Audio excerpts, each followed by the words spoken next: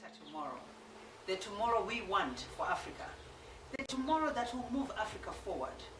We want to ignite the fire that is within our youths. The fire that will make Africa rise again. The fire that will burn for generations to come. I established 263 Chat through a lot of hard work, persistence. I wanted to make a difference. I wanted people to understand Zimbabwe better. So that's why I created 263 Chat. I haven't looked back. I'm very proud of the work that we're doing at 263 Chat as a collective, and I believe that we're adding value in the media space here in Zimbabwe. I established my business through hard work, passion, and vision. I elevated my career to a higher level by understanding the transformative needs of the people of Africa and the transformative vision of leaders in Africa. By buying in, leveraging my experience and passion to lead one of Africa's largest fintech businesses. My name is Clive Nyapokoto, founder of Shift Organic Technologies. I'm a social entrepreneur. My innovation in the VA system, I started it about 4 years ago and managed to elevate it into a business model 2 years ago. It was through hard work and persistence that I managed to make this into a success. One thing I live by is always knowing your purpose in life. Know why you were here, why you were made, and what you were created for.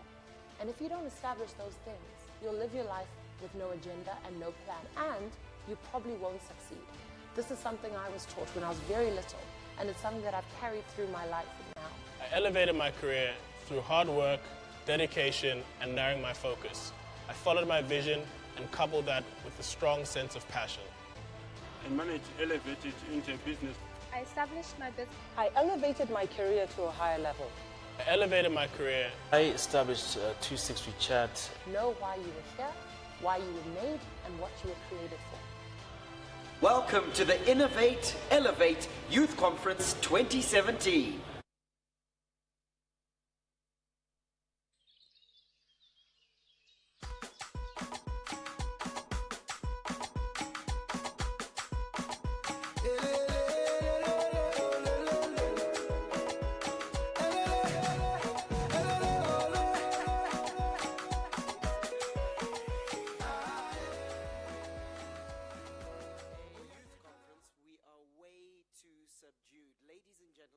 Welcome to the Innovate, Elevate Youth Conference 2017. It's the very first one, so you can say that I was there. Ladies and gentlemen, it is a distinguished honor and privilege of mine, and indeed the entire team that has put this auspicious event together to welcome you here this evening. And I would like us all to put a round of applause, a rousing thank you to the team at Higher Life Foundation that has worked tirelessly to put this conference together. Government officials here present, Higher Life Foundation speakers in attendance this evening, members and directors of the Econet Group in attendance, not least of all the Group CEO, Mr. Doug Mboweni, delegates, thank you for joining us from wherever you are coming from all over Africa. Welcome to Zimbabwe if this is your first time, and to the Zimbabweans, Makadi. I thought you put your hands together for yourselves, delegates. And being that this is a conference, no doubt you will need to answer the call of nature. And should you need to, you can do so. The ablution facilities are located in the foyer and to your right, and you will be able to answer that call. Ladies and gentlemen, my name is Barry Manandi, and I'll be your host for this evening. And once again, it is my distinguished honor and privilege to welcome you to the inaugural Innovate, Elevate Youth Conference. We're here tonight to kickstart an amazing 2 days of learning, exploring, building, connecting, and engaging on transformative solutions to a better Africa. Indeed, this is a thought leadership conference, but beyond that, when we leave these doors after the next 2 days, it is about action, action, action, implementation, implementation, implementation. The Innovate, Elevate Youth Conference is all about you, your voice, your ideas, and being the change we want to see in our future. Without further ado, ladies and gentlemen, let's get this show on the road. Put your hands together for our opening speaker and one of our distinguished guests tonight. He is the Group CEO of Econet Wireless, a man who, through his veins, courses innovation. And you can tell that by his fruit. Ladies and gentlemen, help me welcome Mr. Doug Mboweni.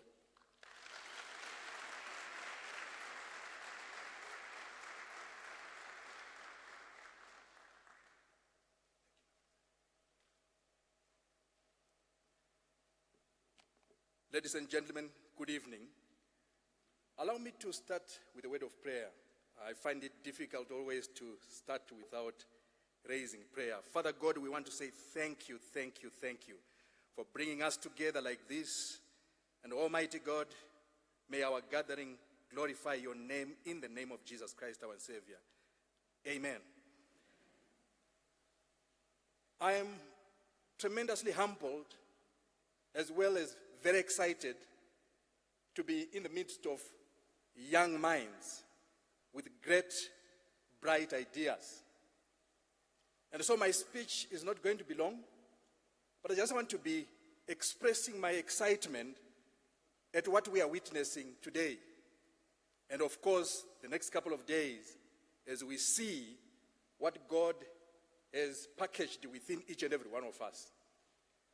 Allow me to focus only on 3 areas, particularly looking at this aspect of young minds, bright ideas, or the issue of collaborating, connecting, establishing, and elevating, which are key words which run throughout this Innovate, Elevate conference. 3 areas.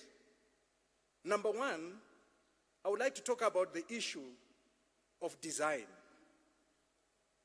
We are created beings, you and I, and certainly there is someone who designed you, there is someone who designed me. So I want to talk about design. Point number 2, I want to talk about capacity. Yes, something has been designed, but what is the capacity of that thing or that object or that creation that has been designed? And I would like to conclude by looking at the issue of responsibility. And so those 3 issues, design, capacity, and responsibility. Now, going back to design, I cannot start without going back to the beginning. And the beginning is found in Genesis chapter 1, verse 26. That's where I find the design. The word of God says, "Then God said, let us create man in our image, according to our likeness."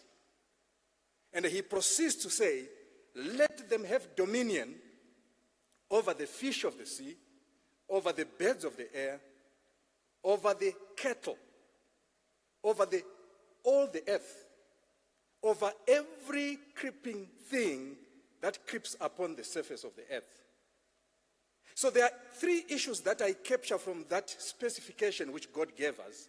The number 1 is image. We are created in the image of God. Number 2 is the issue of according to our likeness. And then 3, dominion. Now, these are specifications, ladies and gentlemen, which are found in the designer's book, the one who designed you and me.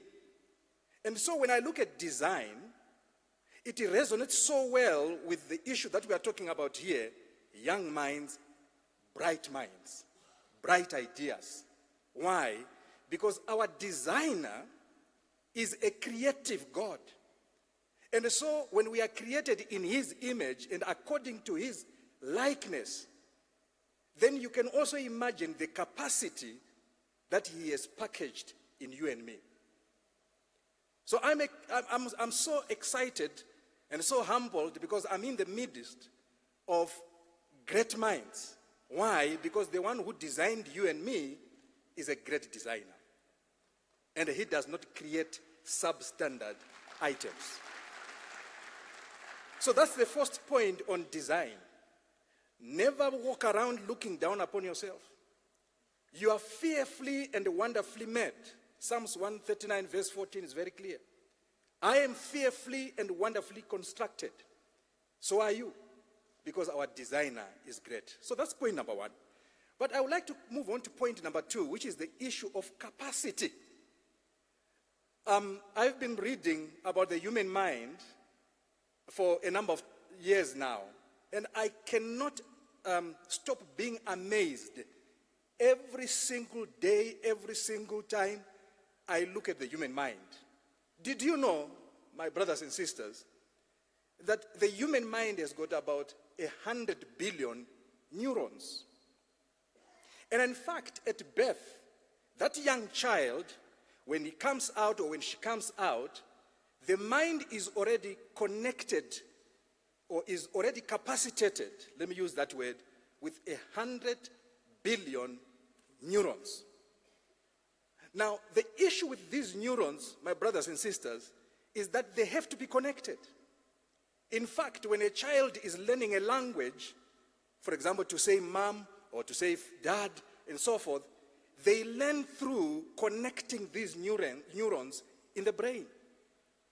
When somebody is learning to play a guitar, even at an early stage, the neurons in the mind have to be wired up to create a pathway which then makes it easy for the person to do what they've been doing or to do what they are doing or what they are learning again and again.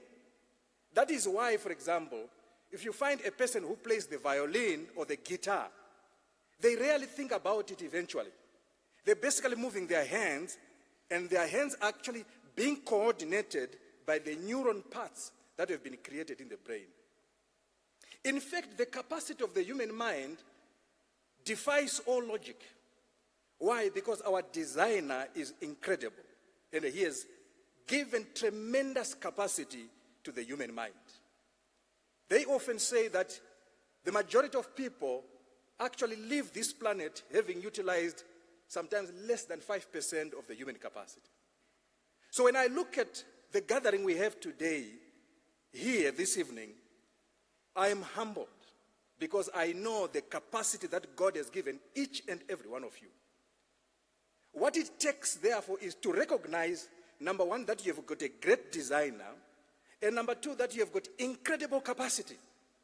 I also didn't know, but I came across this fact, that the difference between the so-called sharpest person on planet Earth and, I don't like to use this term, the dullest person, but there is no such person as dullest person. But let me just use for comparison purposes. The difference between these two individuals is less than 2%. Did you know that? Why? Because the human brain has got the capacity already put in there by the designer. All we have to do, my brothers and sisters, from an early stage up to the time we leave this planet, is to utilize those neurons God has given us. And how do we do that? Learn, learn, and learn. That is why we talk about a learning culture. So when I see this aspect of people coming together to collaborate, to establish themselves, to connect, and to elevate, I'm tremendously excited because it is in line with the design and capacity that God has given us. But let me conclude by talking about responsibility. Where capacity is given, where design is excellent, if it is not correctly used, we could have disasters. And that is why we need to talk about responsibility. My brothers and sisters, you are fearfully designed, number one. You have got incredible capacity. And that is why when God says, let them have dominion over the fish of the sea, over the birds of the air, and over the cattle, over all the earth. And I was saying, looking at that particular scripture, God, are you talking about me? And I said, yes, you. I've given you dominion, which means I am a governor here on earth. So are you. We are governors given this incredible capacity and designed well by the designer to exercise responsibility. And what do we mean by responsibility? Add value. Those bright ideas we are talking about, we are saying young minds, bright ideas, yes, which is good. But let's harness them for responsibility on this planet. We were given the mandate to replenish the earth, to develop it. Yes, we know the disaster that has befell planet Earth now because of the sin of disobedience. But you and I, we today sit with incredible capacity because there's one who came and shifted the equation to the extent that we now not only have got the capacity to move righteously in our Lord Jesus Christ, but we have the capacity to move in that direction and execute whatever God has given us to transform our societies. So when I see young people gathered like we are doing today, I have tremendous hope for our continent. I have tremendous hope for our country, Zimbabwe. I have tremendous hope for our globe, planet Earth. Ladies and gentlemen, I don't have much to say except that I cannot continue saying more and more without basically saying I thank God for this gathering, for each and every one of us here.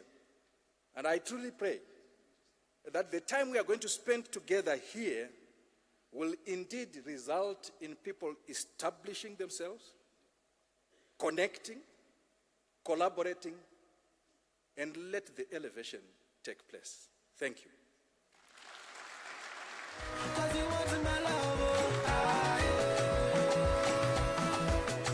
Let me therefore say, with those words, I was told that I have to pronounce a blessing upon this conference, being the initial speaker. So truly, I thank God, and I pray that He will open up all the avenues of bright ideas as we interact during this conference. Thank you very much.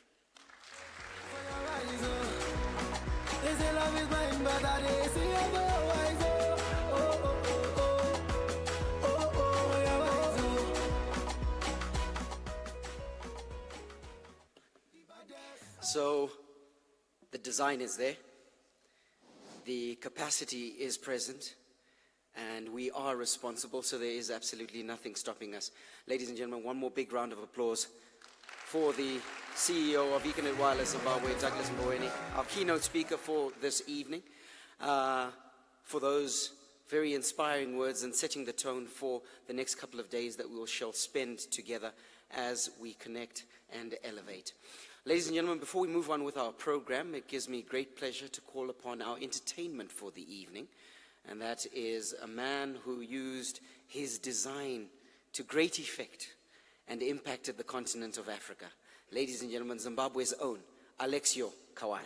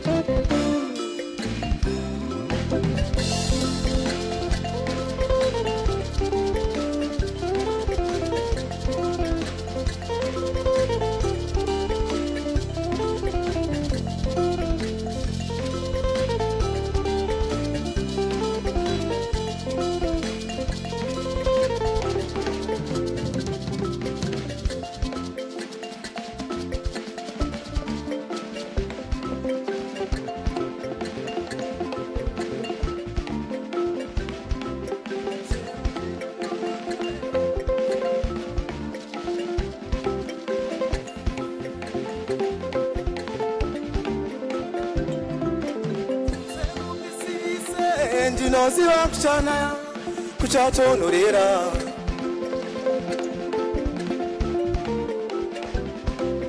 chero zvinonoke ndinoziva zvauya ndichazvitorera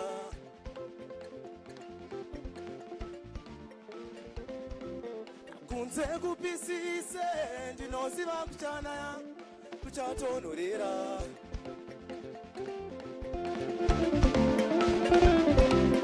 chero zvinonoke ndinoziva zvauya ndichazvitorera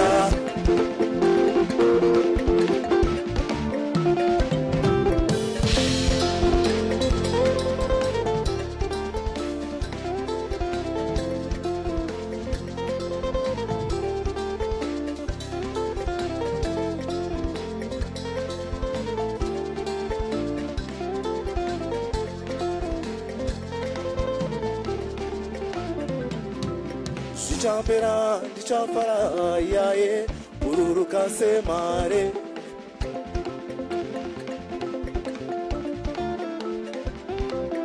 Ndichapera ndichafara yaye ururuka semare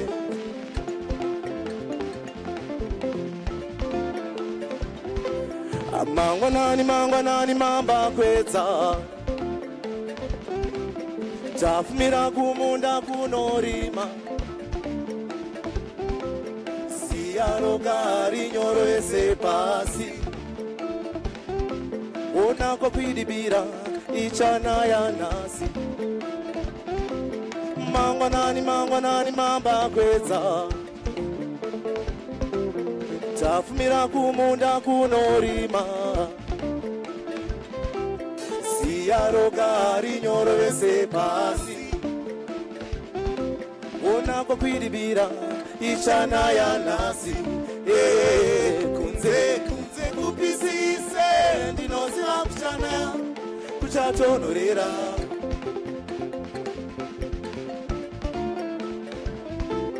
chero zvinonoke ndinoziva zvauya ndichazvitorera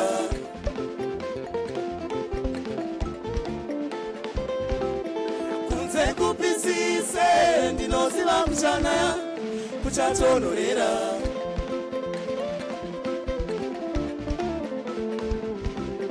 chero zvinonoke ndinoziva zvauya ndichazvitorera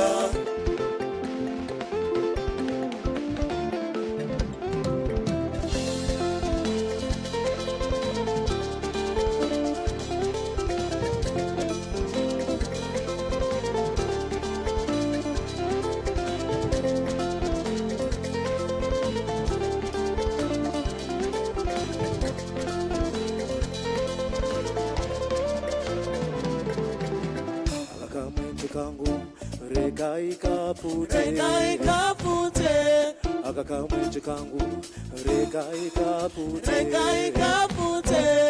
akakamwenje kangu regai kapute akakamwenje kangu regai kapute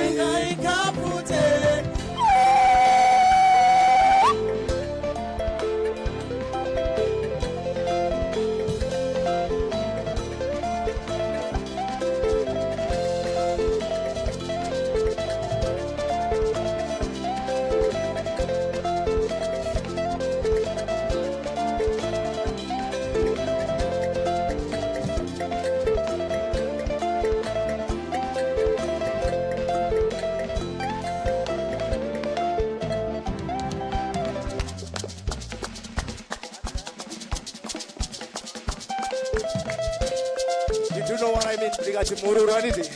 Mururu.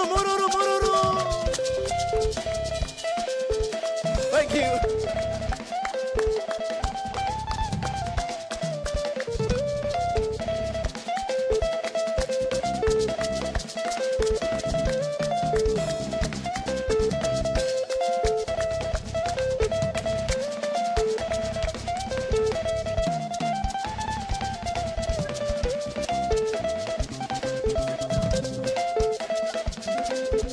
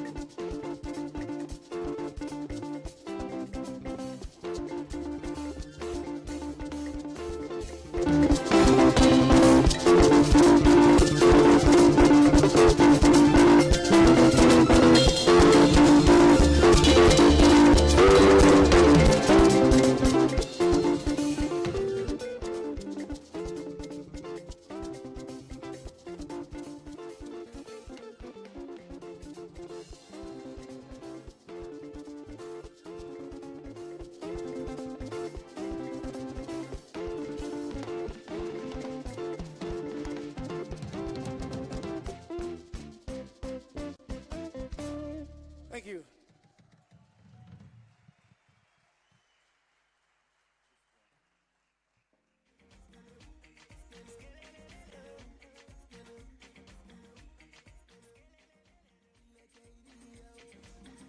Ladies and gentlemen, another big round of applause for Alexio Kawara. Great job. Zimbabwean at his core. Amen. All right. Ladies and gentlemen, there is a Mazda. Registration AEF 2277. Your lights are on. Kindly attend to it. And while we're on that, I noticed while I was sitting in the corner there, the founder of the Higher Life Foundation is here, Mrs. Tsitima Siwa. So why don't we all put our hands together and welcome her. Thank you so much for joining us. She slunk in her seat, tried to sneak in unnoticed, but I have the mic now. Thank you so much for taking time to join us, and also one of the pre-generators of the Innovate, Elevate Youth Conference concept. Ladies and gentlemen, we understand that there are some who weren't able to collect your conference packs today. Don't worry, you are able to collect those tomorrow morning, just before our first session. So hold on to your details, and you'll be able to collect your conference packs tomorrow morning, first thing. We move on to the next stage in our program, and for that, I am delighted to introduce to you the Head of Strategic Initiatives at Higher Life Foundation, Ruvimbo Nyangoni, who is an equality activist, entrepreneur, passionate leader with professional experience in strategy and finance. Ruvimbo holds an MBA from the University of Oxford and is a qualified chartered accountant with the Institute of Chartered Accountants of Zimbabwe. Before devoting her time to Higher Life Foundation, Ruvimbo assumed diverse and increasingly dynamic range of business roles for PricewaterhouseCoopers, PwC, in Sydney, New York, and Harare, and key finance positions with a leading listed Australian oil and gas company. She's a reputable global shaper with the World Economic Forum, and definitely one young dynamic mind who is playing her part in shaping not only Africa, but the world. Ladies and gentlemen, let's put our hands together and welcome Ms. Ruvimbo Nyangoni.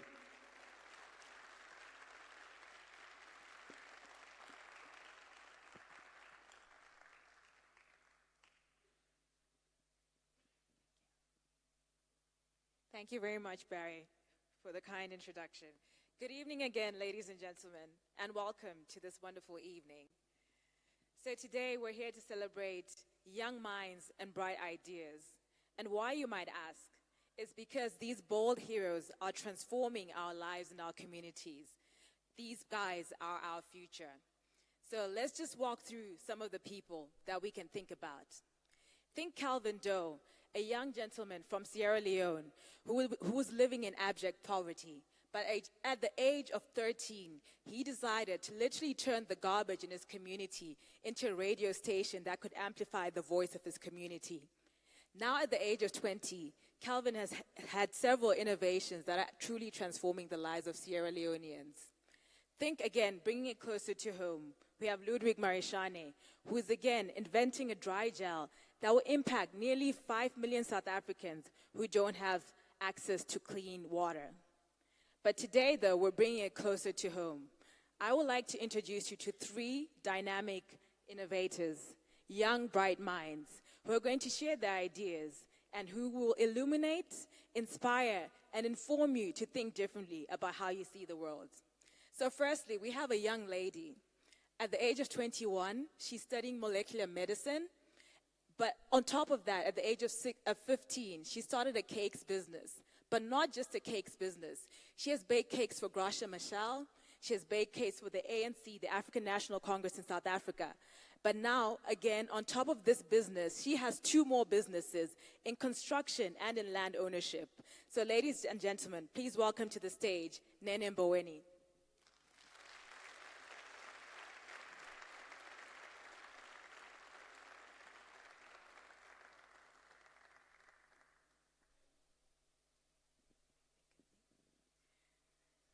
Secondly, we have a young, dynamic gentleman from Zimbabwe.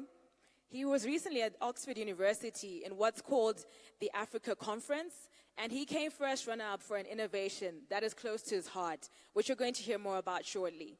So this young gentleman invented an innovation called an e-cooler, which is essentially a low-cost, high-impact fridge that extends the shelf life of produce.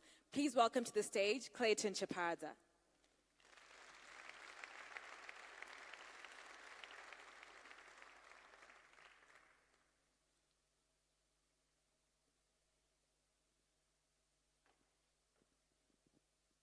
And last but not least, we have another young gentleman who interviewed President Obama not so long ago. I'm not sure how we're going to interview him today because he must know it all.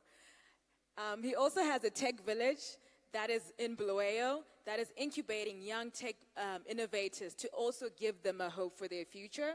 This young gentleman is also a Yali Fellow, which is a program that was started again under President Obama's initiative. Please welcome to the stage Takunda Chingonza.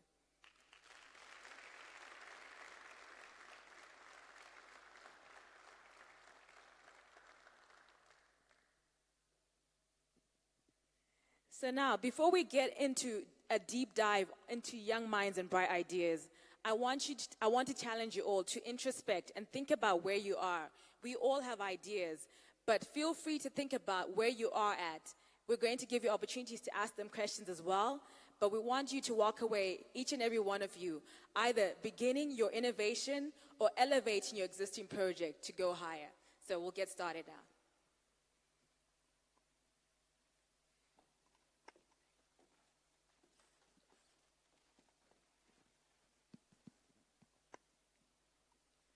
So we'll start with you, Nene. Just keen to understand how a young woman at your age gets to run 3 businesses and study molecular medicine. How did that come about? Thank you.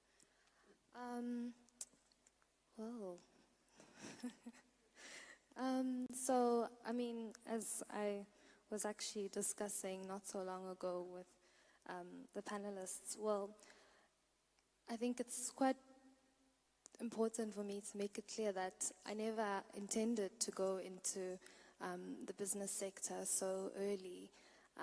My passion, and currently still my passion, and I think God-given destination is I had always wanted to become a clinical researcher, a medical doctor who, of course, practices science.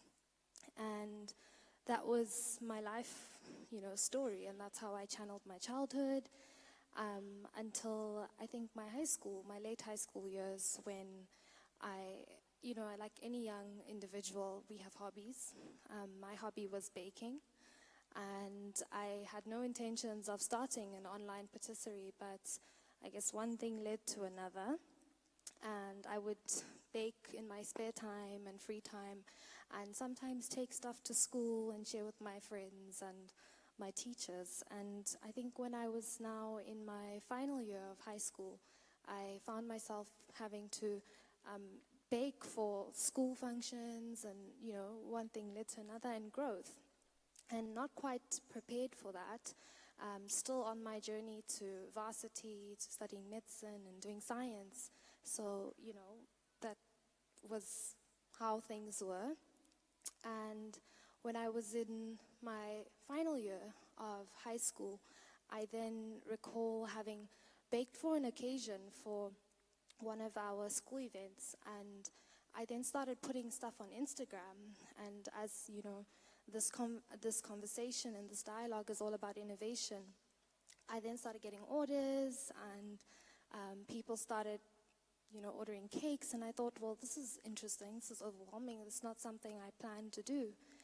And so, you have to legitimize these things sometimes unprepared, and you have to be ready for what comes.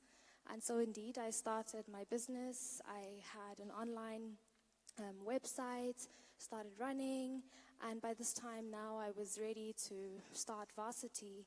Wasn't easy to juggle that at the time, and I think one of the hardest things during my first year of university was to learn to know which balls to drop, which wasn't easy. But I suppose you know, you have to prioritize and know it's not easy. And so, indeed, I continued, and I think social media was a great starting platform to get exposure. And that's how I got my first big order to bake for the ANC, the African National Congress. And I did their first birthday cake in, I think it was almost 3 years ago now. It fit about 10,000 people. And that was my first big gig. That really was so overwhelming. That was my first big gig, and like I said, you know, when opportunity comes, you have to be ready for it, and it can't miss you. So I had a mentor at the time who said to me, you know what, fake it till you make it. So when it comes, you deliver.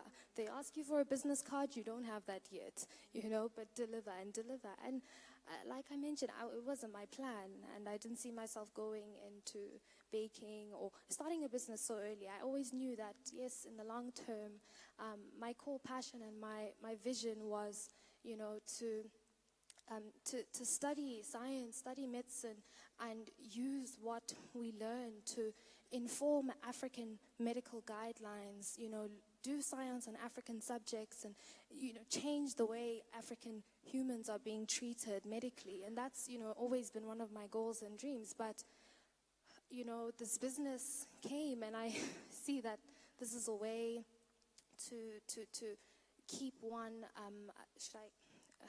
a way to keep one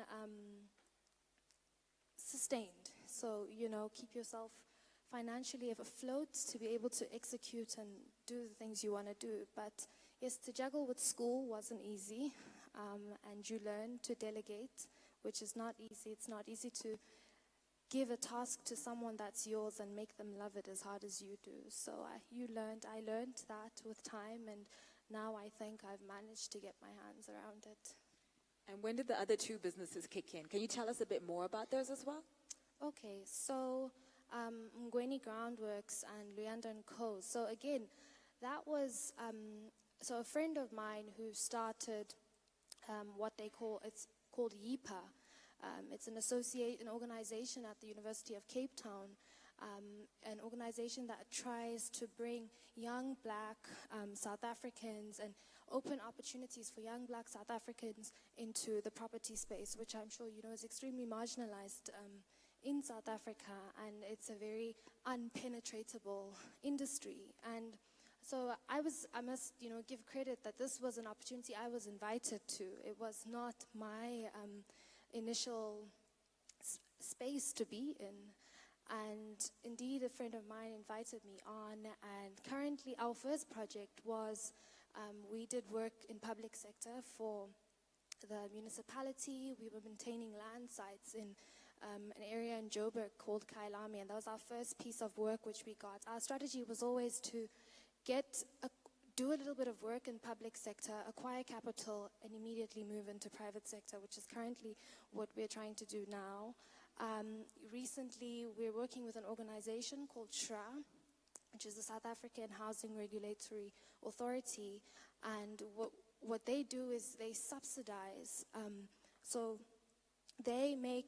we currently have a housing issue, affordable housing issue currently in South Africa, and it's a government initiated organization where they try and make it accessible for young investors who don't actually have enough capital to develop affordable housing, and they subsidize half of rent. So if you're charging a unit 2,500 Rand a month, they will subsidize half of that rent for the year and subsidize half of your expenses. So that's currently a project we're trying to run with in Ekurhuleni with my partner who's here with me today. And as part of trying to get young people into the space of property, which is extremely tough, but that's, yes.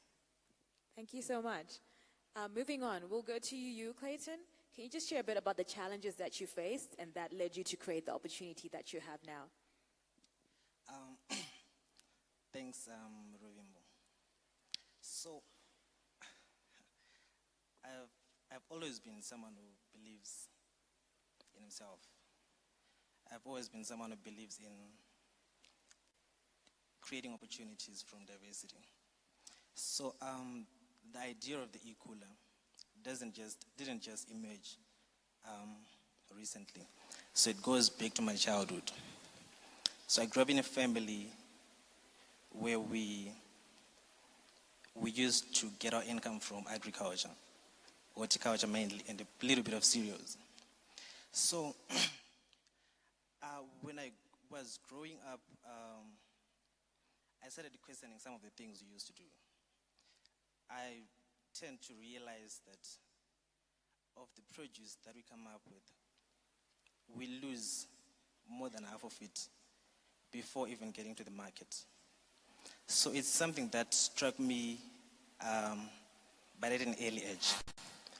But then I couldn't do anything. And then when I got to college, all the way I could question myself, what's going on? Is it because we are lacking somewhere? But when I got to college now, I joined a group called Enactus. So Enactus at University of Zimbabwe. So Enactus, we used to identify problems in the community and then try to come up with solutions to solve those problems in an entrepreneurial way. So that's when I then thought I could pitch up this and try to create an opportunity from it. And it was accepted by the team. So when the team accepted, we started doing research, starting from my home, from my hood, and then going further. I then realized that it wasn't just our problem. It's a problem that's affecting everyone. And the biggest challenge is most of the farmers, especially small-scale farmers, they're kind of servants of habit. They do the same thing this year, next year the same thing, next year the same thing. They experience losses, post-harvest losses, but little is being done to address those. So we took it as our mission to try to come up with a solution to it. We carried out researches, that was last year, when I was still in college, in my final year in college. So we carried out researches in 3 different provinces, trying to see the magnitude of the challenge, if it's really a problem that's affecting the community. So we carried out researches in Rimba, we carried out researches in Dombosha, Mutoko, Beshana Bridge, and Shamba. And we realized that the problem is more or less the same, and farmers in those areas tend to have similar profiles, and they tend to follow similar farming practices. So we noted that this is really not an opportunity for us to intervene and to come up with business solutions to it. But how? That was the biggest question. We went to the market to then see if the problem is just on the farm and not to the market. Then we went to Mbarem Sika with the team. And then from our researches, we realized that in a single month, farmers lose they dump, in fact, up to 400 tons of fresh produce. Of the 400 tons, 240 tons alone are tomatoes. And they are dumped when they're still edible for value addition and other food processing initiatives. And then we try to translate that loss into finance, and that 240 tons is almost equivalent to $200,000. So imagine now what $200,000 could do to smallholder farmers in changing their livelihoods. So it was really a problem. So we got an opportunity to spend time with farmers in Mutoko. Using the key informant approach, we came up with a groundbreaking solution to it. We then picked the actual problems, why they're experiencing those losses. So firstly, when they harvest their tomatoes. So we focus more on tomatoes in our research. So when they harvest tomatoes, they store them under trees, and sometimes in some houses under makeshift grass sheds. But they're exposed to weather conditions, different weather conditions. Sometimes they are affected by rodents and other elements of nature. So by the time they get to the market, they lose up to 20% due to poor handling. And when they get to the market, sometimes they go to the market and the price is so low, in some cases $1 or $2 for up to 8 kgs of tomatoes. But they are forced to sell the tomatoes because they do not have proper storage facilities. They do not have refrigerators. Firstly, refrigerators are expensive, extremely expensive. They need electricity. And off-grid, there's no electricity, so they can't afford. So that's when we then came up with the e-cooler. So the e-cooler is basically a storage device, which is a small, it's not small, which is a, which is a canvas box coming in sizes of 1.5 cubic meters and 3 cubic meters, with the capacity to carry up to 300 kgs of tomatoes at a time. So what the e-cooler is now used for, it uses basic concepts such as evapotranspiration and humidification to create a microclimate that extends the shelf life of tomatoes, fruits, and any other vegetables. So in the case of tomatoes, it extends from 3 days to 8 days. So when the farmer goes to the market,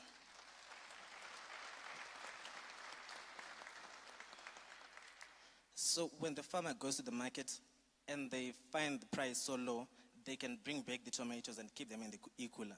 They won't go bad until they get up to 10 to 8 days. So some farmers, when they harvest on Monday, but the quantity is a bit small, and they harvest again on Wednesday, more than once in a week, so they can keep the tomatoes in the e-cooler, and they'll be fresh till they go to the market. So after coming up with the e-cooler, so the e-cooler can be used off-grid. It is powered by a small 10-watt solar panel, which goes for about $10. A small fan, and a small dish of water, which is the cooling source of humidification. And what does it cost the farmer to get the e-cooler? So the e-cooler, to produce the e-cooler, it costs around $105, and then we sell it to the farmer. It is small margin. It's a very small margin. It's affordable, actually. Yeah. So we piloted the project in Mutoko. So we distributed the e-coolers in Mutoko, Mutoko, Nombosha, Beshnaf Bridge, and Jimba. So in distributing the e-cooler, we had a privilege to work with United Nations Food and Agriculture Organization and distributed the e-coolers in their irrigation schemes. So after distributing the e-coolers, we then had to measure the results of our intervention to see if the e-cooler was really working. So we realized that the farmers to which we distributed the e-coolers, they were losing up to 20 tons of tomatoes per month. Mtoko, they were losing up to 6.4 tons of tomatoes. We managed to, so if we aggregate the amount of tons we could save a month, it was up to 20 tons of tomatoes per month, which translates to about $97 decrease in costs for the farmers. So it was really working. And then we tried to see if this can be scaled up. So we tried to see, because the opportunity doesn't lie in the innovation, but lies in how you now go with the innovation to the market, right? So we realized that in Zimbabwe, in a country of about 13 or so million, 66% of the population rely on agriculture. 3 million of them, they earn their source of income from horticulture. So about 3 billion people facing the same problem of post-harvest losses. We saw that as an opportunity. And then making it a bit large, In our continent, more than 70% of people rely on agriculture. Over 700 million people in our continent are making a living from horticulture. So we saw that as an opportunity to impact the community. So the innovation doesn't really help just financially. It also helps the environment. So when we're addressing the problem environmentally, when you dump tomatoes, they produce methane gas. So methane is a greenhouse gas which absorbs carbon, which absorbs heat, actually 26 times faster than carbon, which most people talk about. So methane is more potent than carbon. So by introducing the equula, we're actually reducing the rate at which global warming is taking place. And we're also addressing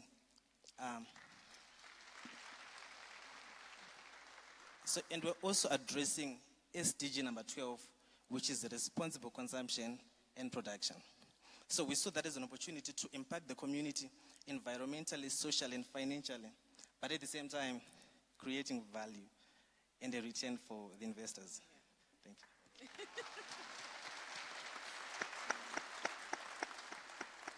Thank you so much, Clayton. That was really insightful. And then to you, Takunda, you're a very seasoned entrepreneur. Where did you start? What was your inspiration?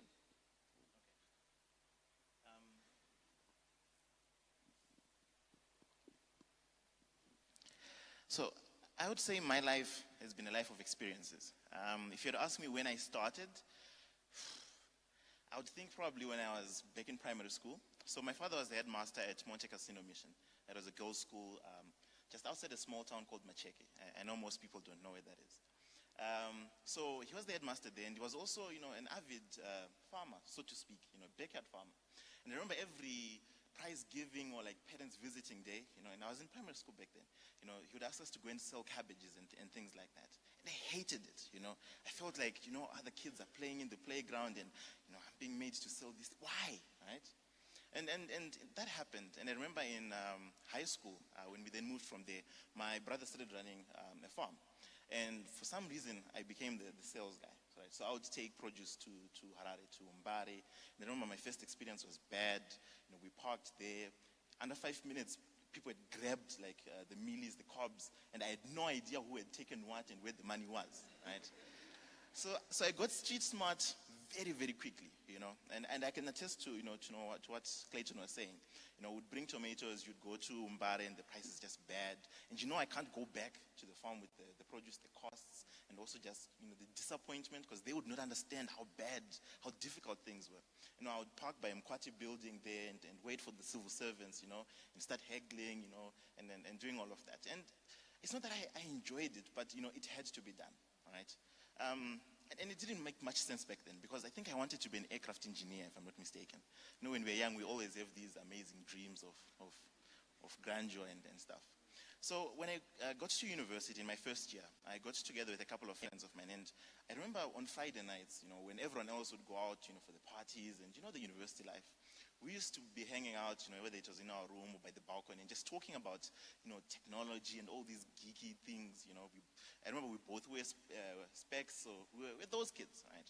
But in doing so, we had a problem. We realized, we didn't have internet access where we were staying, right? And we tried to approach our institution. They're like, no, you guys can't, why do you want to dig fiber? Or I think back then we were still doing WiMAX, right? They're saying, why are you doing this? Just do your books, There are other people who have jobs to do this. And so we looked at it and we realized, look, we can't, they don't want to work with us, so we should try and do it on our own. And so we built, it was a very rudimentary thing that had 3G dongles, load balancing off of them to provide internet access. And all of a sudden we now had internet in our rooms whilst everyone else was walking all the way to campus, right? And as we were doing this, we began interacting with a couple of people, and we realized that, there were other people who had similar problems, who might have wanted to benefit from the technology that we built. And that's kind of how the first startup that I built, called SciSci Wireless, came to being. So at the end of it, SciSci basically was now technology that could make any Wi-Fi network 10 times more efficient. And it would actually get faster as more people connected to it, which was like amazing, right? And in so doing, we realized, this could become a business, right? And so we set forth to figure out how this worked. I remember we went to register the company because we didn't have money to pay, these consultants and all these people. So I remember going up and down the different government offices, being sent back and forth, the frustration. And we figured out how to register a company. From there, we went to Zimra. I remember we registered and we were told you need to have a tax consultant, right? We hired a tax consultant. And I remember in 2014, he forgot to submit one form. A year later, Zimra sent me a letter in a nice grey envelope saying that they had charged me cumulatively $6,000 worth of penalties for not submitting this, right? And so I figured, I needed to learn how to do this. So I learned how to do these submissions. And funny enough, it was very simple. We tried putting up our own website, and people were charging us a whole lot of money. So we learned how servers operated, how all these things worked. Right? So it was a process of realizing that it's not easy, but you kind of can learn and do it on your own. With Saisa Wireless, we wanted to register the patent because everyone was like, do you have IP? And we had no idea what that was. We went to a law firm and we realized they were charging us about $3,600 just to patent. So that was difficult in itself. By and large, we spent about 4 years trying to launch this business. The technology was there, it worked, but the regulator said we needed a license, an AIP license, which cost, I think, $4 million. But then they were not issuing the license, and it was frustrating, I remember we got to the point where we partnered even with Facebook through internet.org. We did a bit of work with Microsoft as well through TV white spacing technology. And all these people were massively interested in what we were doing. And they said, look, if you can get the license, we'll definitely partner with you. Came back and it was just a challenge. So a year ago, I then decided, this has not been working. And so I left Saisa Wireless to start the Tech Village. And the reason why I started this is I realized, starting up is hard, right? Nobody told me that it would be this difficult. And I was in school back then. I marvel your story because I left school for about a year, because I thought, we're about to make it. Let's do the Mark Zuckerberg thing and just drop out of school, right? I went back and I finished my school. Right? But I realized it was difficult. And if it was so hard for me, right, surely it was even harder for a whole lot of other young people. And so that's basically what the Tech Village is. It's an organization that helps young people turn ideas into sustainable enterprises. And, I'm not a millionaire, right? I don't have money to invest in startups. So what we do is instead of giving you money to afford the costs, we try and lower the costs. So you remember the experiences that I had with Zimra, with the deeds office for registration, with hosting our own servers. What we did was we basically built our own small teams that provide these services. So we have a small team, it's called Startup Clinic, that handles your legal services, your generation of IP. We've partnered with Aripo to try and lower the cost for young entrepreneurs. We have a small startup called Neon Web Services that hosts websites, that does domain registration, even the development of them, at almost no cost. Of the around 35 startups that I've worked with, I've been hosting their websites for close to 2 years, and they haven't even paid a cent for that. And so that's kind of what we do. We provide these resources and infrastructure to lower the cost, to enable you to then build your startup. And so looking in retrospect, all the things that I went through, all the selling cabbages to parents, looking like some type of kid, all of that sort of built up to where we are now. And we just recently opened our space in Blawayo, a co-working space, an entire floor within the CBD of the city. So that basically has been my journey. To say I'm seasoned, I don't think so. But it's a learning process. It's a journey of experiences. Wow. I think there's a...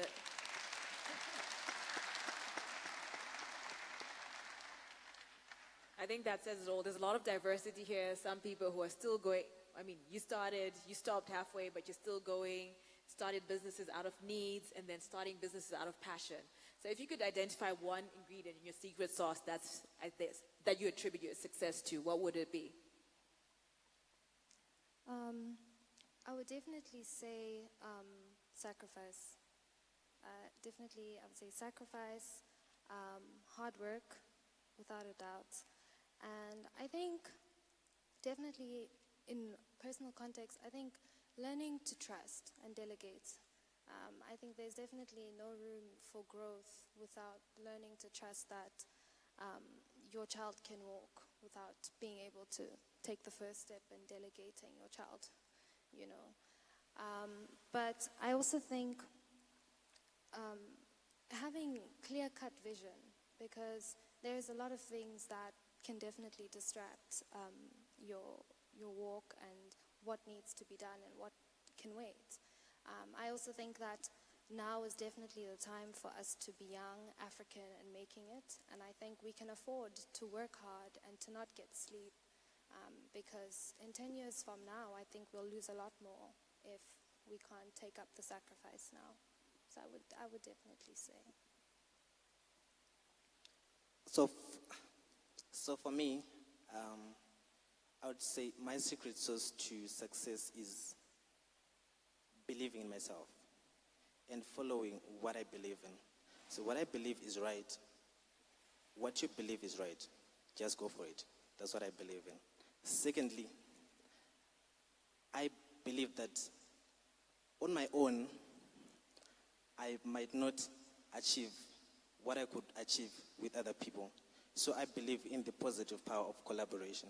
So in whatever we do, we try to collaborate with other people, bring people together, and work as a team. For me, I think my secret sauce would be having the power of being able to look back into the past, learning from the experiences that we go through. I believe we live through a whole lot of different experiences, and we live in a world where everybody's shouting, everybody wants to talk. You meet somebody and the first thing they want to do is to sell you their business. We've become very transactional people, and I think being able to listen more than you speak, being able to understand the value that you can give people before you take, I think that is what is at the core of the Tech Village. The Tech Village is a community. We are villagers, right, for all intents and purposes. And what we do is we value what we can contribute to the community before we take from it. Right now we have so many different entrepreneurs, and what we've done is we've created an environment where people are willing to share their ideas because we are honest about what we are doing. And what happens is one person might have an idea, might not particularly work, but when they meet somebody else, they build an innovation that works. And being able to always learn from what we're doing. I personally now choose to live a life, I call it living a life in permanent beta, because I always try to learn from every single thing that I go through. I got my first job talking to somebody. I had hitchhiked from Bulawayo coming to Harare, and I was asking them about their business and what they did, and I started, giving pointers and ideas, and this was just a conversation. And a week later, I was still in college. Then he offered me a job, and I was like, oh, interesting. It was a very cool job, by the way. Basically, I would go and rate experiences in hotels. So you'd go and stay in a hotel for 3-4 days and rate that experience. And as a high school, as a university kid, there was kind of goals for me, But that didn't come from me sending out my CV and bothering people. It came from thinking about how I could help their business become better. At no benefit, right? At no, these are my consultancy fees or anything like that. I think there's a lot of value in being relational than transactional.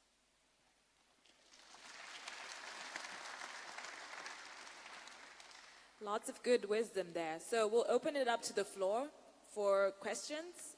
Do we have mics in the room that are roaming on the floor?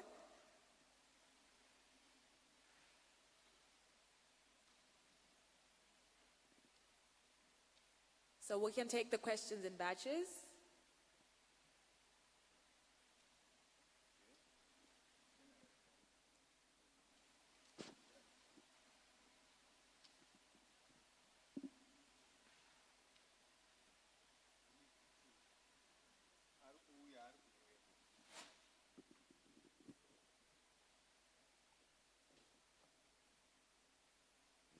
We have 2 hands up in the front. If we can get mics to the front.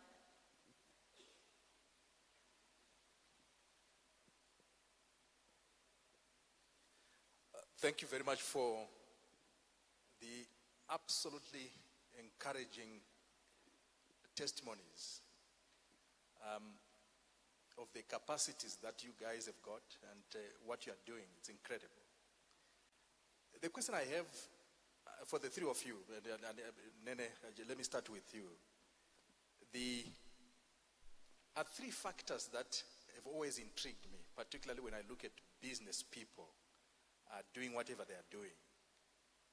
The number one is the thinking process. Certainly, I just want to learn from you how you go through a thinking process. Because that's one thing that is different between human beings and machines or other things, is the capacity to think. What triggers your thinking process? That's number one. Number 2 is then the planning process you then engage in down your thinking? You talked about vision. I heard you mentioning about vision. How do you translate it into something that can be, number 3, executed? So you've got the thinking process, you've got the planning process, and then you execute. Because what I've often found is that a lot of people fail at the 3rd stage, which is execution. They can think about a bright idea. Some of them can even plan, put a plan together, but when it comes to execution, they can stay for 10 years without executing. And what I can certainly see, Clayton and Takunda, is the fact that you have moved into execution mode. And I'm assuming that you've gone through the thinking process, you've put your plan together, and you've executed. And sometimes the difference between success and failure lies in the execution. So I'll be very interested to just learn how you guys do it, what has been your own experience in terms of actually thinking, planning, and executing. Thank you. And can we also just hear the second question? It was behind. Thank you so much, guys, for sharing your walk of life in terms of entrepreneurship. My question is actually a follow-up question to the first one, and it's based on the execution part. Because I find out that most young people, they fail to execute because they don't have capital. And, you know, the economy in the country is particularly difficult and crushes entrepreneurs. So in that aspect, I would like to know what kind of resourcefulness that you had to nurture within yourselves to not only find the capital, but like from people you know, or if I just wanted to know your process and the things that you had to go through to find capital to start your businesses and fund your ventures. Okay, we'll take those 2 questions. Okay. I'll start with the second question. So I think, as I mentioned, my industry is actually food. So I'm in patisserie and cakes and whatnot. And I always say, and like I mentioned, I started this out as a hobby, a pure hobby, with no intentions to actually develop a business model out of it. And I always like to say that baking is a very expensive hobby if you want to do it free of charge, and which is how I really recognized that I needed to implement a model into what I was doing out of happiness and just, you know, enjoying people. You know, food is personal, and that's how I find it as it's a medium to minister to people, and people can taste an unhappy heart once you've cooked. So I think I realized that, well, I found happiness out of doing this, but it was expensive for me to get through this process. So as I continued to do it and happily do it, thinking I could really run a charity out of making cakes, I then, you know, thought, well, okay, if I charge for these cakes, how can I feed back into the cycle? And at the time, this could have been in 2013, 2012, at the time Uber had actually just come into South Africa, and Uber, they had started with what they had called at the time Uber Black, before now they evolved to what they have called Uber X. And at the time Uber was saying, well, if you have cars or small cars that, you know, you want to put on our system, and, you know, you get your own driver, you be a taxi, we take 20% of your returns and you keep the rest. They had a very interesting model at the time compared to what actually is right now. And so after some time, once I decided that, well, I can't really sustain this hobby and bake for free, yes, then I started putting a price to my cakes and started putting things on social media. Naturally, more clientele, bigger clientele, and you begin to, you know, work with what you've got.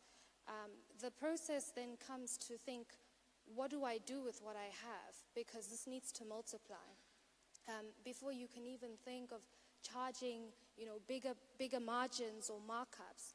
And so I started then saving up to put a car. At the time, it was about 20,000 Rand to put a car that you had onto Uber and then start running your car. And at the time, like I said, Uber was very fresh on the market and very, very exciting at the time. And so I managed to save up over a period of a year, save this money that I had made from my baking and whatnot. And well, I must mention that I did get sponsorship for capital in the form of goods, so flour, which are things that you can really, you can really find a way to get the cheapest but the best quality, and you can manipulate your supply chain to make sure you're getting things at the cheapest cost, but you're able to make your margins.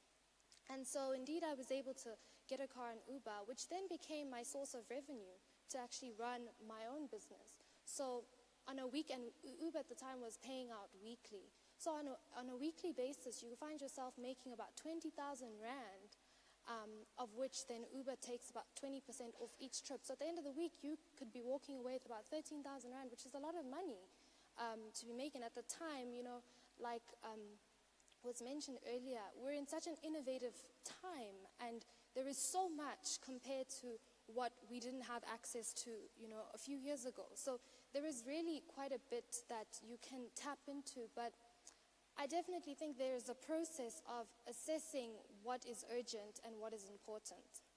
At the time, what was important was sustaining my business. Both important and both urgent. Delivering for clients was absolute number one priority, but I couldn't deliver without a source of capital, a source of income or capital that would feed into my business. And that's how I managed to get my business model going, by jumping onto another less capital intensive, and I wouldn't like to call it a quick shift into generating capital. It was a legitimate business model that helped me grow my primary model. And to this day, I still run off a similar model to fund my other businesses. But, yes, and Uber took a different turn and no longer had that Uber Black aspect. And so Uber Black was no longer making as much money. And so, but that's how I managed to get my capital flowing into my industry to a point where I was now being able to see profits. And, so that was that. And to the first question, yes, there is certainly a process, and there is certainly a thinking process, which I think when I first started, I was really confused, because it didn't make sense with what I believed was I would say, I wasn't quite spiritually in agreement with this business venture. And at the time, I remember my mom had said to me, when I started to grow without having a legitimate business model, I remember my mom said to me, the opportunity is here now. Go and register a company. Go and legitimize this legally. And from there, you begin to pray about it and figure it out and put a plan to it. So, indeed, and I would hate to play down the role of prayer in just inspiring my thinking process and how I rationalize with decisions I make in business. Because as I mentioned, when I first started, I was quite impulsive. But I can't take away from the fact that being impulsive helped me realize that the second chance I got to rethink things over, it really helped me reflect on what I could have done better the first time around. So as far as my thinking process now, I could say boils down to, again, I think, how much do I have to lose, and how much can I actually, how much can I carry at this point in time? So how far can I actually push myself? I think I definitely do not subscribe to being within a comfort zone anymore. I think I've really accepted that going beyond a comfort zone is where I really start to see amazing things. So I would say my algorithm is, does this go beyond my comfort zone? Is this something that will advance both my business, or is this something that will discredit my business from the industry I'm particularly in. And the second thing would definitely be, I think sometimes you do have to assess you have to assess if this, you have to assess what's going to come out of this. So, for instance, if I was taking clients in a week, and I had one client who was going to purchase in bulk, and one client who was going to order 2 cakes at half the cost of what I would be getting out of 1 week of that one bulk order, I'd most certainly go for the second option, which is the bigger purchase currently, because according to scaling and measuring my time inputs and what it's going to cost, it's definitely a part of my thinking process and being able to execute, So, and as far as executing is concerned, I think the execution and the planning process is certainly informed by our cost again, and is definitely informed by what way will this compromise or either just do better for my quality control and what kind of quality we are getting out of.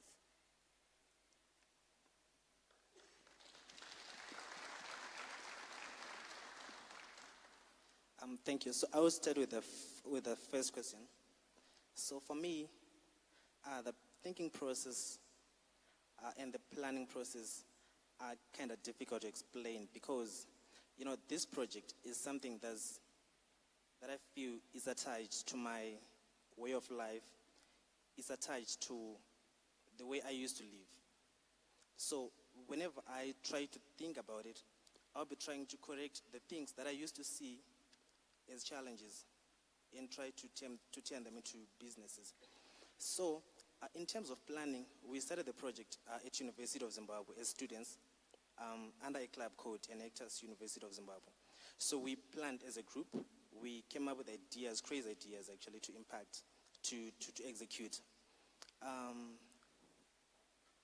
We then pitched it to the administration, and we got funding to carry out the researches. So we had a privilege to use the university labs, the university resources, to come up with a prototype that actually addresses the problem and that is really solving the problem with a clear results in terms of the microclimate that is created in the Ikula, what is actually the amount of humidity that is created, what is the amount of, the level of temperature that is created in the Ikula in the evening, during the day when it is sunny. So all those things, we could get them from college, using the college resources. So it was kind of a privilege for us. We then moved on into execution using college funds in the initial stages. So in getting into the communities to then execute, it was easy for us because I knew the trends from my experiences. But then for us to execute the project in communities which are different, which was paced, like we executed in Zimba, Domboshawa, Mutoko, and Beshnaf Bridge, we utilized the positive power of collaboration. So we had to work hand in hand and in partnership with the United Nations Food and Agriculture Organization. So I believe that going forward, that's the same route that we're going to take to impact communities. Our objective is very clear. We want to impact at least 50,000 people in Zimbabwe by 2030 and over 3 million people across Africa by 2030. So the planning process is very clear, and we're clear on our objectives and goals. And the route to achieving those objectives and goals is through partnership with individuals. We share the same mission to change the lives of communities. So I can say that it will be easy for us to measure our success, because we are clear, what we want is to see the lives of people changing. We want to see agriculture, particularly horticulture, becoming lucrative for young people to get into the field as businesses. Because at the moment, some people take it as an option of last resort. When they fail in other things, they get into agriculture. So we want to make sure that we impact that kind of feeling. So that's how we go through our planning, and our execution.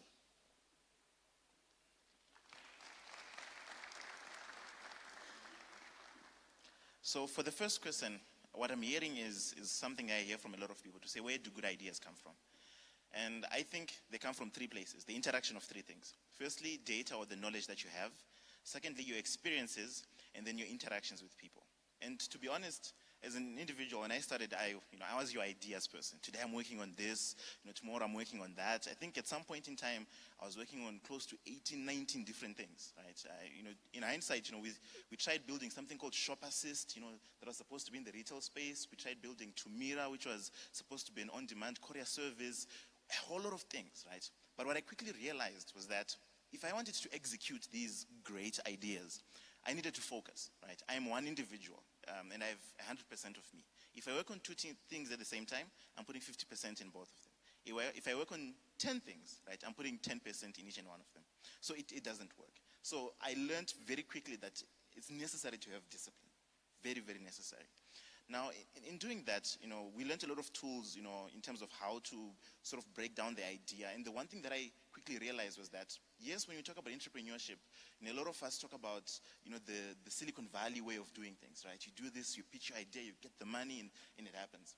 I realized in Africa, it's very different. And we can't use the same principles to start up, right? So as opposed to writing a business plan and then doing a cash flow projection and the proposal, what I quickly realized was that before I do anything about an idea, I need to validate it, right? So I start talking to people about my idea, which is very different because a lot of young people in Zimbabwe, like, if I have an idea, this is the next big thing, right? I'm building an Econet, right? And I need to keep it here, right? Up until it's ready, and then I launch, and then I take over the market. That's everyone's dream.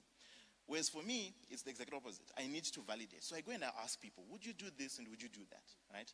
And what that does as well is it lights a fire underneath me, right? It forces me to execute because now people know my idea.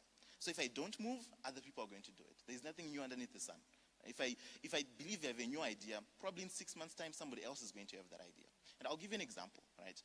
I talked about interaction and experience. So coming here yesterday, we had a flight from Bulawayo to Harare. It was an AirZim flight, right? The flight was supposed to depart at 7:30, at 8:15 if I'm not mistaken. So, I was there in time. Long story short, the flight came 4 hours later, right? Yeah. So, and I was there and I was frustrated and people were complaining, right? And I remember there were these guys who have private planes, right? Firstly, they just went through security, right? Usually I'm asked, remove your shoes, remove your belt, open the laptop, and it's frustrating. I'm not going to blow up anything, right? But I go through this entire process, whereas these guys, they just went through security, right?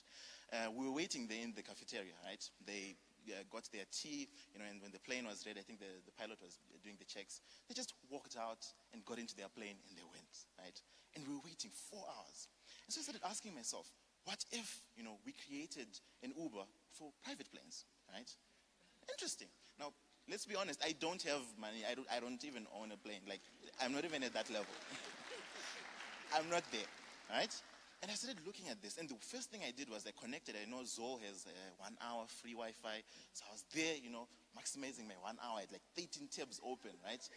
To make sure if internet cuts out, I had the data, right? And I noticed there were 2 or 3 other models of something similar in the States, right? Which was interesting. Then I looked, I noticed there were a couple of business people who were in this 4-hour waiting period. And so whilst people were complaining about the challenges of being in this country, I started asking, so, what if there was a private plane, how much would you be willing to pay? And they're like, you know what, given what I'm going through right now, I'll be able to do this. I'm like, oh, that's interesting, okay. Do you know anyone who's got a private plane? I'm like, actually I do, I know 2 guys. I'm like, how many times do they fly, right? They're like, he uses it once, twice a month, maybe when he goes for little. So he's got an asset and it's sitting, for the entire month. Interesting. Right? And so I was doing this, I was trying to validate it, right? This is before writing any business plan or any concept document or hunting down investors to say I have an idea, right? Validating it, right? And the other thing is then being able to interact with people to find the talent. And I think this begins to answer the second question as well. So, and maybe getting into that second question. When I was in high school, my mom, I went to a mission school. My mom used to do this thing where it was time to buy tuck, would go into TM, look at the prices, right? Go into Spar, look at the prices, right? Go into 4 or 5 other supermarkets. And by the third one, I'll be like, it's the same. Let's stop. I'm tired, right? I never understood it, right? So when I started, to be honest, you were very lucky that, your institution was supporting and there were people. The very first person I tried to get money from, he said to my face, I would never give you money. Young people, you just go and spend it on whatever, vanity, right? So I realized that the thing about money is, as a startup, you're usually looking for money to pay for convenience. You want to pay for a tax consultant to do your taxes. You want to pay for all these other different things. Now, if you don't have money and you have a brain and you have a body, you might as well use that as the resource, right? So I learned how to do the taxes. I'm not an accountant, but I learned how to do it. I learned how to host websites, right? And it was because my provider then was frustrating, so I learned how to do it. And now we host, I think, over 200 websites in Zimbabwe. So turn yourself into the resource that you need, right? He spoke about it very clearly. If you're at university, and I was at university when I started, the university gave us free Wi-Fi, so I don't have to pay for internet. They gave us tables and desks, so I didn't need an office, right? There were people who were studying accounting, law, and all these other things. So those became my people who I would go to. The same people, once they graduate, they charge you $400 an hour. But it's the exact same knowledge that they have. So beginning to use these people that we know. At the village, I say young people as startups, we don't need capital. Capital is not the first thing that we need. You need to be able to show that it works. You need to validate, to prove that it works, right? There are guys who are building a meal delivery service in Blawayo. And before they built an app and all of that, they were taking orders over WhatsApp. And true, if you ask any business person in here, they'll tell you immediately it is not scalable, right? It is true. But you need to do that to prove that it works. Once you have some revenue from customers, then you can go and now look for the capital that you are talking about. My personal vision is to help launch 100 businesses in and around Africa by the year 2020. And through the planning, through the execution, it's always understanding that vision and how the work that I'm doing relates to it. Understanding the resources that I have around me, not just the capital, but the people, the networks, the people I can call up and say, you know what, I have this problem, can you help me? And usually when you ask for help, people are more than willing to help you. Understanding how your competitors work. If you go and ask the salesperson, right, how the business works, that person is frustrated. So they'll tell you everything, right? If you try and get a meeting with the MD or the CEO, they will not tell you anything. So spending the time to listen and not to talk, because everyone in Zimbabwe has a story to tell. Everyone is dying to say something. So if you listen, it cuts down on almost all of that work you would have to do in your execution. If you then ask me whether this entire model for this Uber for private planes, whether it works, I have the information because I spoke to the NHS guy who was throwing the bags on the rail, and he looked frustrated by his job. So he told me everything. He told me how it worked, right? I asked the flight attendant, and you could tell, we don't connect with people. We believe being vulnerable is weakness. And in African culture, that's the honest truth. We believe that being vulnerable is weakness, when in actual fact, it's a strength, because people are yearning for connection. And so I asked the flight attendant, and she told me, this is how it works, and then there are these guys who are on standby, and I was like, interesting. So now I understand the entire business model. That's what I think. Wow.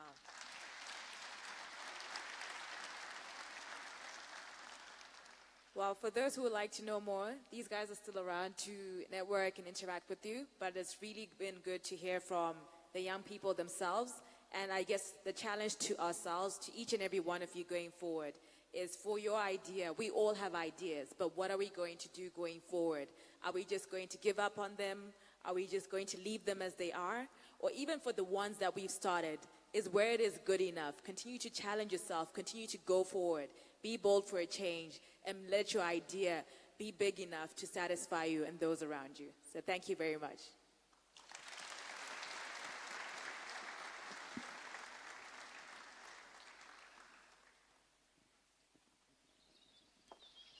Thank you very much, Ruvimbo. Well summated, ladies and gentlemen. A big hand for Ruvimbo for moderating such a great discussion. Very insightful. Thank you so much, Ruvimbo. Ladies and gentlemen, a big round of applause for Nene. What a story and what an entrepreneur. In my notes here, I wrote you down as the sweet entrepreneur. She makes cakes, guys. Thank you so much. And then thank you very much to Clayton. Clayton, I've put you here as the responsible entrepreneur. Thank you so much. And then, of course, there's Clayton. Clayton, I'm not going to ask you to respond because you'll never finish. But I have you here as, where are my notes? There you are. The learning entrepreneur. He went back to school, everybody. Thank you all. You're free to go back to your seats, and you can give them a round of applause as they go.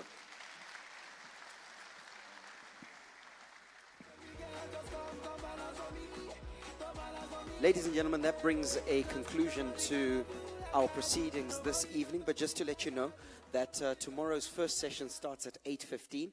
I would encourage those who weren't able to collect your conference packs to come in a little bit early so that you can collect those conference packs. They will be available here for you. There is a bus available that leaves for the city center. It is outside presently, so if you'd like to avail yourself to that service, it is outside. But to everyone else, Alexio Kawara is here. He will entertain us, but we encourage us all to network. Our speakers from this evening are still here, and we can find out a bit more insights about how they started out and how they are continuing to go. Let's change Africa together. Ladies and gentlemen, thank you for joining us for this, the launch of the Innovate, Elevate Youth Conference 2017. We'll see you tomorrow.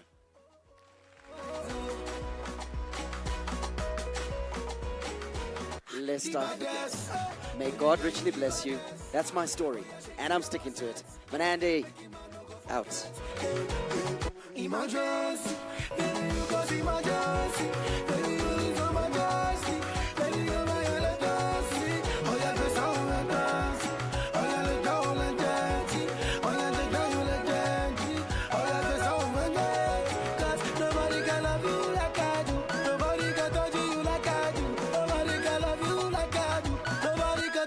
like I do.